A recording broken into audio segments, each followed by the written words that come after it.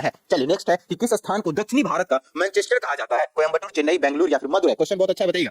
Which place is said to be the Manchester of South India? चलिए अब आपको question है जो इंडिया का भी मैनचेस्टर बताना है। अब जब साउथ इंडिया का बता दीजिएगा तो नॉर्थ इंडिया का भी आपको मैनचेस्टर बताना है। चलिए 3 क्वेश्चन है आपके सामने। सी आंसर आया है, सी आंसर आया है जो कि हमारा गलत हो जाएगा, है ना। कोयंबटूर इसका क्या आंसर? सही आंसर है। कोयंबटूर जो है इसका हमारा क्या आंसर? तो सही आंसर है। क्या आंसर? कोयंबटूर हमारा सही आंसर है। कोयंबटूर हमारा क्या हो जाएगा? सही आंसर हो जाएगा। कोयंबटूर कहाँ है? तो तमिलनाडु। कोयंबटूर कहाँ है सर? तमिलनाडु। आपको पता होगा कोयंबटूर कहाँ है सर? तमिलनाडु। और ये क्यों इसको मैनचेस्टर बोला जाता है? क्योंकि यहाँ पे विशाल कपास उद्योग है ना सर। कौन सा उद्योग? कपास उद्योग, टेक्सटाइल, है ना सर। टेक्सटाइल इंडस्ट्री बहुत ज्यादा है और इसमें बोल सकते हैं सर विशाल कपड़ा उद्योग, है ना सर। कपड़ा का भी, कपास का भी हमारा ज्यादा, इसलिए कोयंबटूर तमिलनाडु को साउथ इंडिया का मैनचेस्टर कहा जाता है। और अगर आपसे पूछे कि नॉर्थ इंडिया का मैनचेस्टर किसे कहा जाता है तो याद रखिएगा कानपुर। याद रखिएगा कानपुर। क्या याद रखिएगा? कानपुर। क्या याद रखना है आपको? कानपुर को।